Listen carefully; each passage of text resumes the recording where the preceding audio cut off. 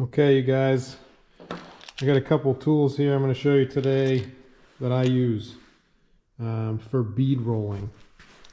There's a couple methods. Okay, here's a pre-done bead roll on a piece of tube that came in a kit.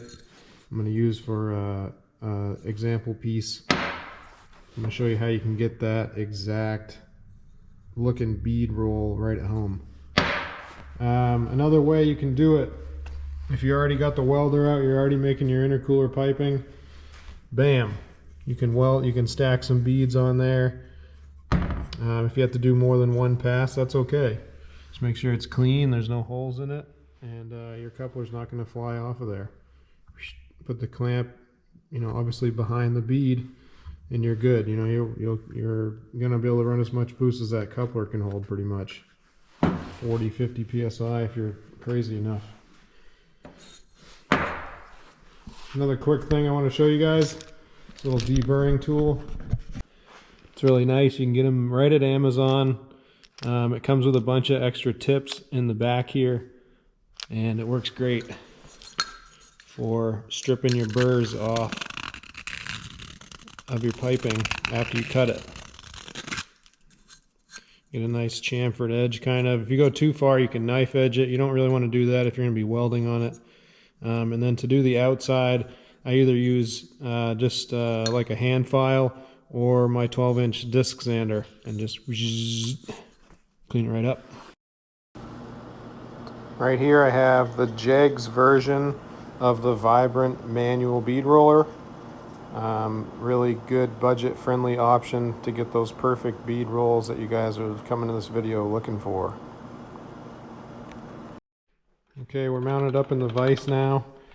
I do recommend a narrower vise than this 6-inch one. Like a 4-inch one would be better, so that you can sit this way down in the vise and have enough room to put your tube. If you got a 3-inch tube here, I wouldn't be able to fit it. It would hit the vise right here on the bottom. I do have a 4-inch vise that I usually use on this, but it's over in the corner, and the lighting's a little better over here for this video. So make sure your tube cut is nice and true.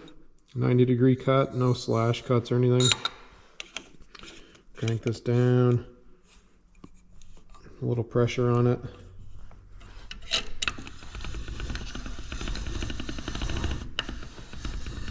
Give her some cranks. Go all the way around, tighten it up some more.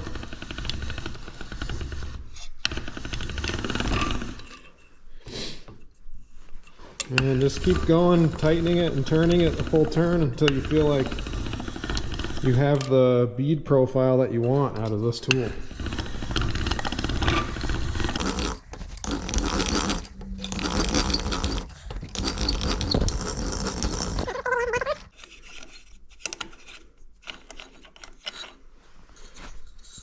And there we go. It's even nicer than the pre-done one that the factory made on this tube kit. That's gorgeous. Nice deep dimple in there. And now, when you put your coupler on,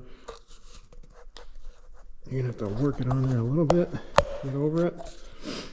Make sure you mark it so you know. You use a Sharpie or something on the tube so you know that your coupler's on far enough to put your clamp behind that bead. On this one, obviously, I welded a bead on.